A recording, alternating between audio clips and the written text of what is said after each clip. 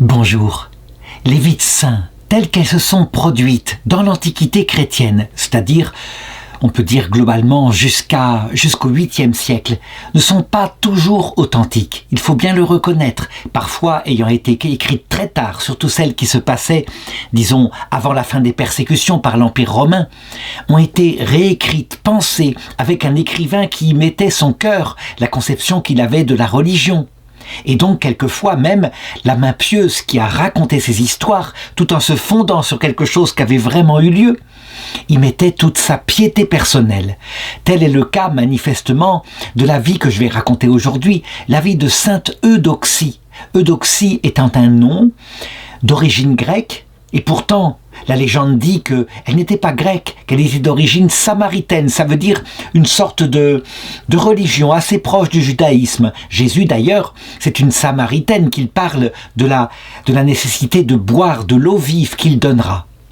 Toujours est-il que cette samaritaine Eudoxie, son nom signifie en grec « tel est le bon plaisir de Dieu ». Je vais donc raconter son histoire telle que l'auteur qui l'a écrite, qui l'a mise par écrit au IVe siècle l'a fait, mais je dirais en montrant qu'il y a quelque chose de tout à fait réaliste, puisqu'il s'avère que dans l'époque contemporaine, au XXe siècle, nous avons eu une histoire analogue, l'histoire d'une grande courtisane appelée Liane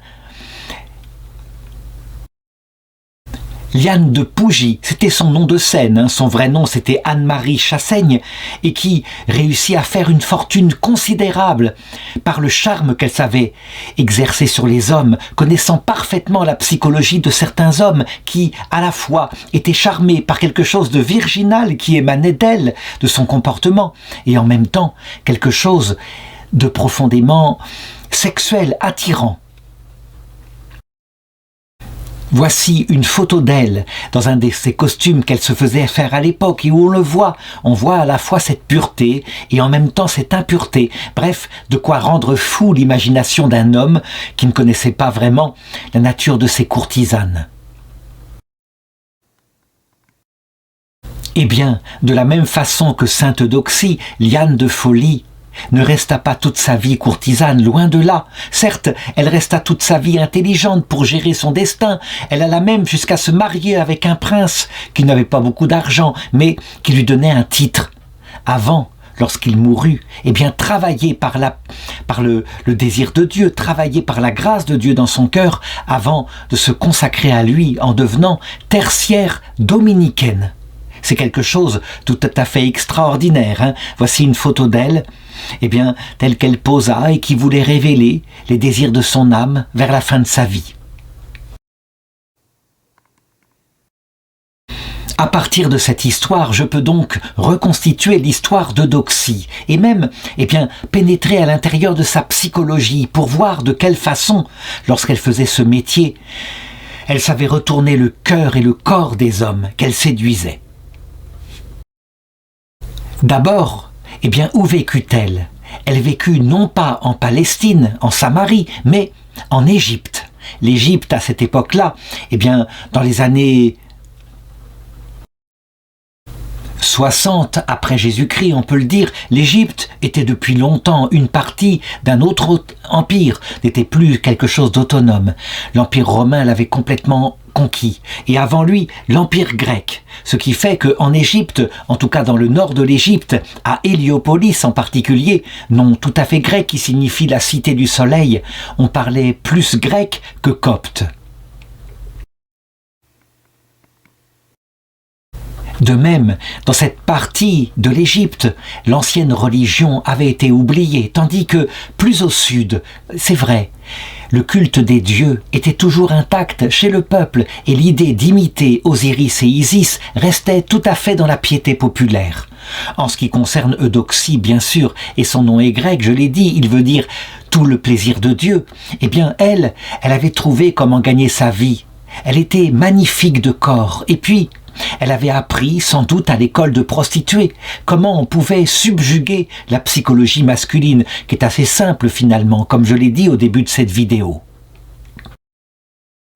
Peut-on dire qu'elle s'adonnait à la prostitution ? Je répondrais, peut-être même pas. Peut-être que jamais elle n'allait jusqu'au bout dans l'acte sexuel. Ce n'était pas la peine. Elle savait par son charme, et bien simplement, comme cela, en restant sur la réserve, mettre les hommes et les rendre fous. Et elle savait obtenir d'eux, d'ailleurs, et bien rien que quelquefois pour discuter avec elle une nuit. Elle savait obtenir d'eux, par l'espoir qu'ils avaient peut-être d'aller dans son lit, des fortunes considérables. Elle accumula de l'argent de façon incroyable. Donc on le voit, il ne faut pas s'imaginer une de ces filles qui détruisent leur vie, qui quelquefois le soir, après avoir, je dirais, eu des hommes qui leur sont passés sur le corps, eh bien, pour oublier, se mettent à boire, détruisent leur beauté. Quant à elle, eh bien, elle savait parfaitement conserver sa beauté. Elle ne faisait aucun excès. Elle était dans son vice, on peut le dire, parfaitement vertueuse. Il faut le savoir, hein. Il ne faut d'ailleurs jamais réduire une femme au métier qu'elle fait de cette façon-là, et donc la considérer simplement comme une prostituée. En réalité, même si sa chair avait trouvé par ce moyen-là une manière tout à fait habile et facile de gagner sa vie, eh bien, son âme, quant à elle, manifestement, restait une âme humaine assoiffée de quelque chose de plus grand, une plus grande pureté, quelque chose qui dépassait la vie qu'elle avait. Elle ne manquait de rien matériellement. Et voici comment se produisit sa conversion. Un jour, alors qu'elle était dans la maison qu'elle louait, dans la ville d'Héliopolis, voici qu'un moine venant du sud de l'Égypte, un moine qui vivait seul, qui louait le Seigneur, arriva. Et il avait quelque affaire à régler, peut-être pour un petit monastère à cette époque-là. Les grands monastères cénobitiques n'avaient pas encore été créés. Eh bien, il s'installa dans la maison d'à côté, et là, on dit qu'il chanta son office. On voit bien que dans le récit ici, il y a quelque chose d'anachronique, hein. Il n'y avait pas, en cette époque-là, je dirais, dans les années, disons, 80 après Jésus-Christ, il n'y avait pas encore d'office monastique. Cependant, eh bien, il chanta son office, il chanta quelques psaumes, et il parla ensuite en lisant un livre qui décrivait le jugement dernier, les châtiments des pécheurs, le paradis céleste. Était-ce quelque chose de primitif, quelque chose qui avait déjà été écrit, peut-être par les évangéliques, les évangélistes, peut-être un début de texte. En tout cas, elle entendit la lecture du moine et, curieusement, parce qu'à cette époque-là, l'Esprit Saint se manifestait puissamment. Il descendait dans les cœurs comme il le voulait, comme cela, comme un oiseau de proie, saisissant ce qu'il voulait.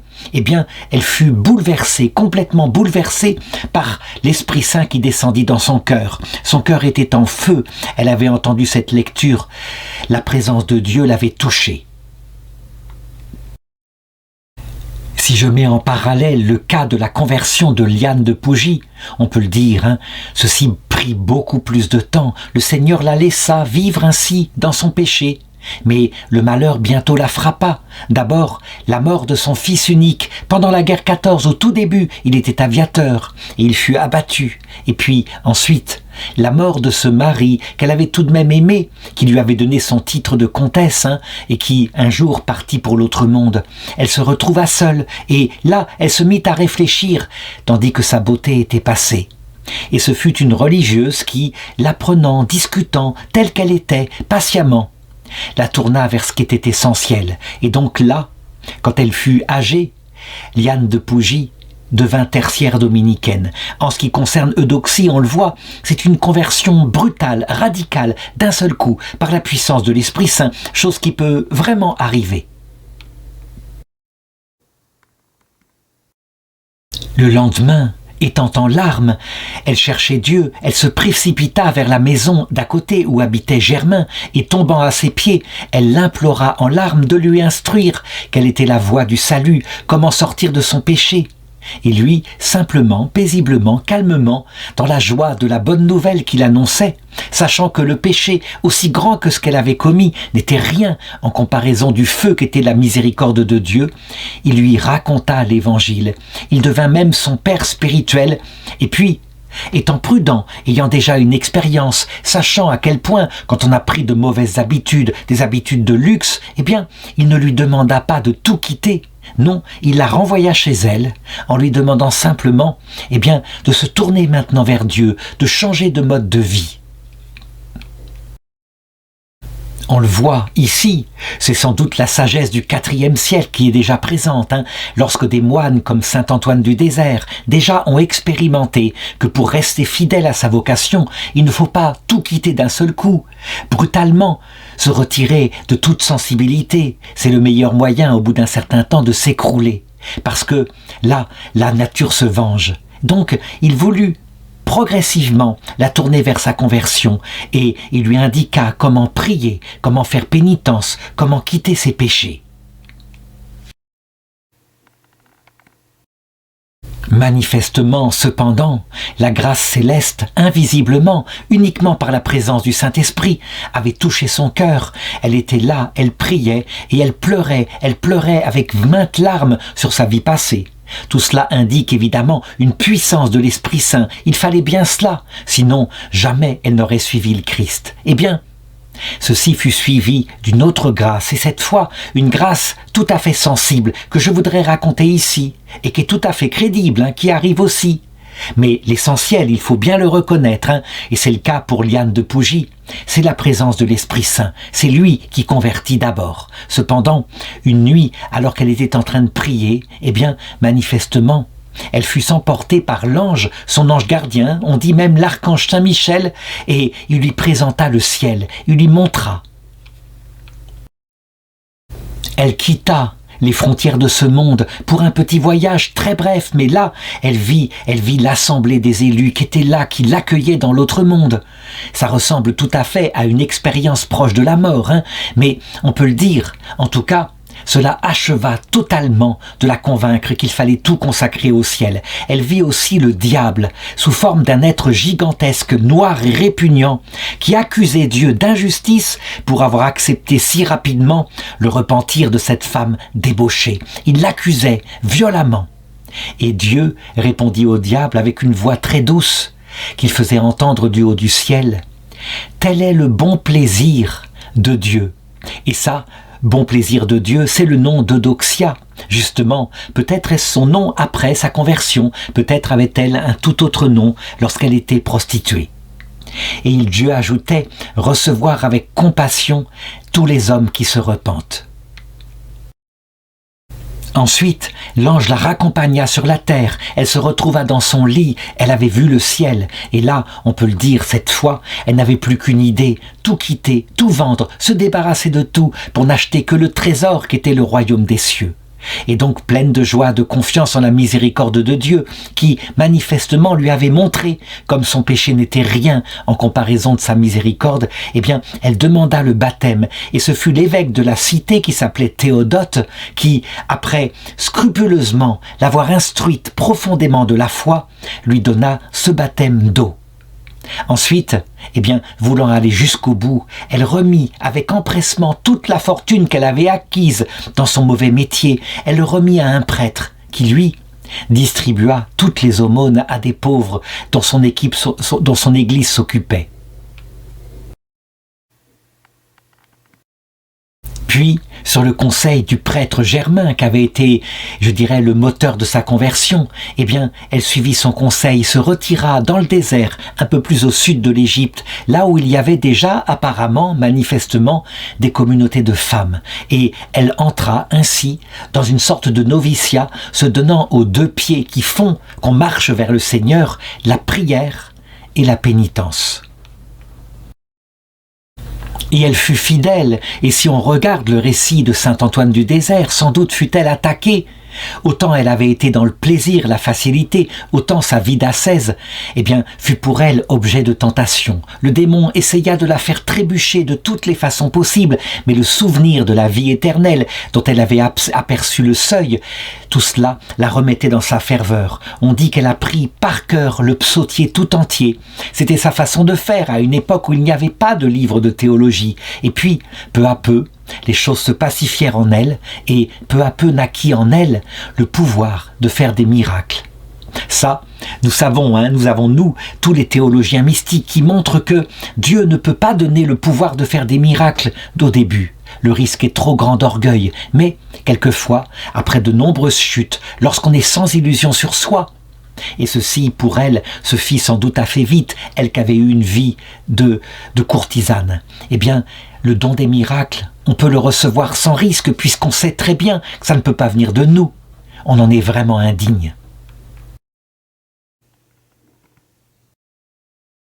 Il faut savoir qu'à cette époque-là, dans l'Empire romain, on avait commencé à se méfier de la nouvelle religion sortie du judaïsme, qui faisait beaucoup d'adeptes, d'abord chez les esclaves, puis de plus en plus dans les familles riches. Toujours est-il qu'à un moment donné, certains de ses anciens amants, qu'elle avait dépouillés de grandes fortunes pour les faire espérer, eh bien peut-être, voulant se venger, la dénoncèrent aux autorités romaines. Ils dirent que, manifestement, elle se servait de l'argent qu'elle avait accumulé pour construire des refuges pour cette secte pernicieuse, les chrétiens, qui, d'après la légende, disait-on, eh bien, sacrifiaient des enfants la nuit pour boire le sang de ces enfants.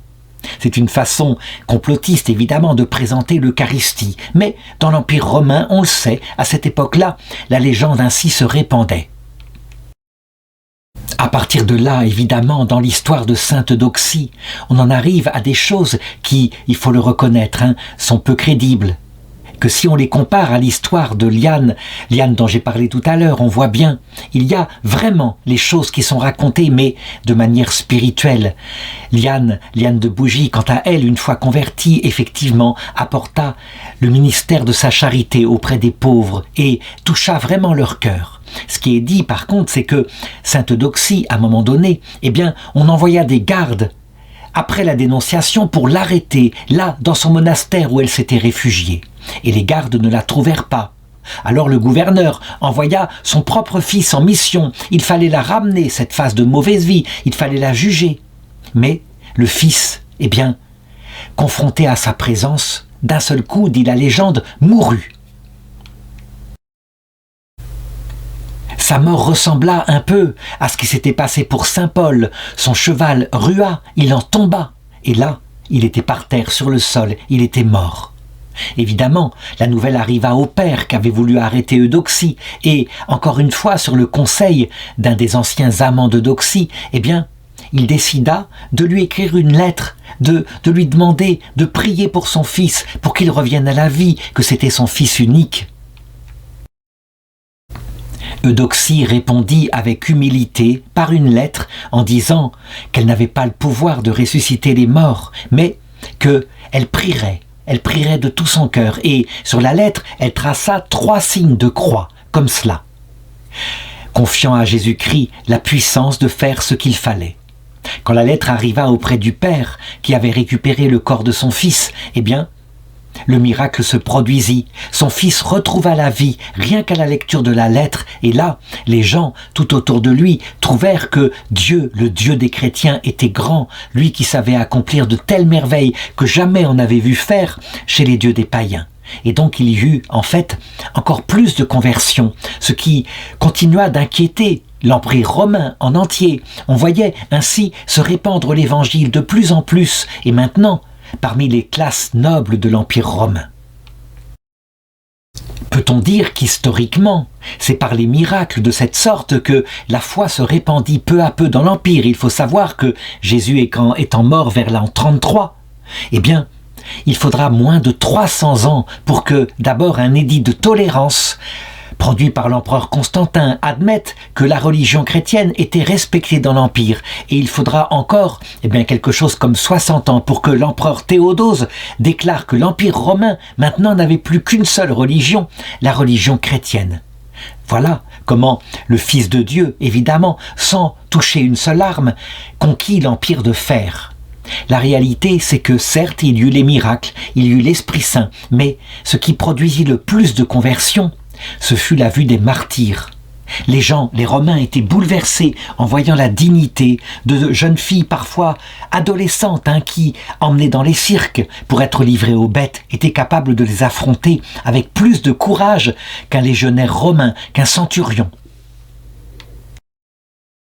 En réalité, ces jeunes filles n'étaient pas plus courageuses, mais elles savaient que la mort n'était qu'un mauvais moment à passer, que de l'autre côté s'ouvrirait la vraie vie. Et du coup, elles affrontaient ce mauvais moment avec crainte. Elles n'en étaient pas fières, mais, je dirais, sans craindre autre chose que un passage rapide. Le temps passa donc ainsi, et Eudoxie resta dans son monastère, et peu à peu, elle vieillit, et ce monastère s'agrandit. Des jeunes filles rentrèrent pour chercher Dieu. Arriva ensuite l'empereur Hadrien, entre 117 et 138 après Jésus-Christ, et l'empereur Hadrien, quant à lui, il eut de grandes difficultés avec les Juifs. Les Juifs s'étaient révoltés de nouveau, et donc il provoqua véritablement une destruction définitive de l'État d'Israël, interdisant même à tous les Juifs d'habiter maintenant dans ce pays. Il y avait depuis longtemps la destruction du temple, mais il fit construire à la place du temple, pour que jamais on ne se souvienne qu'on avait adoré un Dieu unique, il fit construire un temple à Zeus, donc un des dieux du panthéon grec. Quant aux chrétiens, qui étaient pour lui une sorte de secte issue du judaïsme, eh bien il les persécuta aussi. Et donc il proclama un dédit pour que la religion chrétienne soit interdite partout dans l'Empire. Et donc en particulier à Héliopolis, où il y avait un gouverneur célèbre pour sa cruauté, nommé Diogène. C'est ainsi que les persécutions reprirent. Quant à Eudoxie, qui maintenant était tout à fait stabilisée en Dieu, eh bien, comme elle ne cherchait, qu'elle n'attendait que la vie éternelle, le Seigneur lui fit un cadeau de fiançailles. La mort aurait pu venir sur elle comme un voleur, mais manifestement le Christ, son fiancé, voulut vraiment que la date de son mariage avec lui soit annoncée. Et donc on raconte que le Christ lui annonça l'heure, que l'heure était venue pour elle de remporter la couronne du martyr.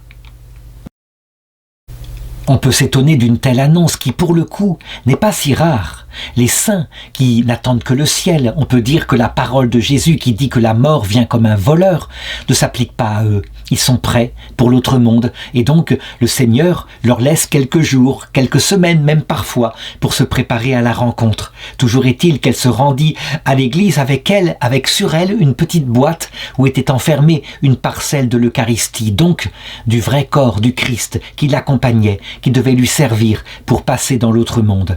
Et sur le chemin, on dit qu'un ange la précédait, tenant un flambeau allumé, sans que les païens ne s'en rendent compte. Ce qui signifie que son chemin vers la vie éternelle était manifestement préparé par Dieu. Comme l'avait annoncé le Seigneur, elle fut bientôt arrêtée, et puis jetée en prison, et puis traînée devant un tribunal. Et puis là, on lui retira ce voile dont elle usait, puisqu'elle était religieuse, et on fut stupéfait de voir son visage, qui était d'une grande beauté. L'ancienne courtisane qu'elle avait été était restée magnifique, très belle. Mais il faut le reconnaître, ce n'était pas simplement une beauté physique. La beauté physique est comme l'herbe, comme la fleur des champs, elle fane. C'était une beauté de la grâce qui rayonnait dans son âme. On dit que la Vierge Marie, immaculée, quant à elle, lorsqu'elle mourut, peut-être vers l'âge de 65 ou 66 ans, elle paraissait une très jeune fille. Mais la Vierge Marie, c'est un cas tout à fait spécial. En ce qui concernait Eudoxie, c'était la joie de la présence de Dieu qui l'avait gardée jeune. Donc, le juge qui était délégué ne voulut pas la condamner du premier coup, mais lui proposa l'alternative suivante. Elle devait simplement adorer les idoles, là, publiquement. Elle devait revenir à son ancien mode de vie, donc quitter cette vie retirée dans le désert, et puis remettre sa fortune ou une partie de ce qui lui en restait au trésor public. Ce à quoi elle déclara qu'il n'était absolument exclu pour elle de retourner à sa vie passée, et que maintenant qu'elle avait connu la vérité, toute la fortune qu'elle avait accumulée, elle avait distribuée aux pauvres, qu'elle ne disposait plus de rien. Et c'est ainsi que, du coup, furieux, ne pouvant récupérer aucun argent, j'avais dit au début de ce récit qu'elle avait accumulé une fortune considérable, ce qui est tout à fait crédible quand on compare à Liane de Bougie, qui elle-même était devenue extrêmement riche, bien plus riche que le prince qu'elle épousa par la suite. La suite du récit, c'est celui de son martyre, comment on la déshabilla toute nue, parce que sans doute on voulait contempler son corps, comment à un moment donné on trouva sur elle le coffret qui contenait la Sainte Communion. On l'ouvrit, on ne trouva que ce morceau de pain et manifestement, la grâce émanant de la présence réelle du Christ tomba sur quelques-uns. Je l'ai dit, la conversion, il faut bien le savoir, Jean-Baptiste l'avait annoncé. Elle dépend de la puissance de Dieu. Il peut convertir qui il veut, quand il veut. Et quand il retarde la conversion, en général, c'est parce que un temps dans le désert est encore utile pour un pécheur, pour qu'il apprenne à quel point il a besoin d'un sauveur. On raconte que la grâce qui émanait d'elle fut protégée par son ange et il vint s'entretenir avec elle tandis que les gens ne voyaient pas cet ange mais que son corps était recouvert chastement d'un voile. Les païens, évidemment, se demandaient d'où venait une telle grâce, une telle force qui émanait d'elle. Ils ne pouvaient pas porter la main sur elle, et d'ailleurs le gouverneur en question renonça à l'exécuter. Ce fut son successeur, qui vint quelques jours plus tard, un dénommé Vincent, qui lui, ne voulut même pas l'interroger. Il agit efficacement, simplement, et envoya des soldats pour lui couper la tête dans sa prison, sans autre forme de procès. La fin de ce récit qui, évidemment, sur certains points, paraît un immense roman composé par la foi de pieuses écritures. La suite de ce récit, c'est que ces reliques furent gardées précieusement et beaucoup de miracles eurent lieu autour d'elles. Je répondrai qu'à cette époque-là, à l'époque de l'Empire romain, il y a peut-être quelque chose de tout à fait vrai, y compris dans les miracles matériels, même si nous, maintenant, étant spiritualisés quelquefois, et nous ne nous en rendons même pas compte, les miracles de la grâce viennent transformer notre cœur. Quand l'évangile nous est annoncé, tout d'un coup, la vie en est changée.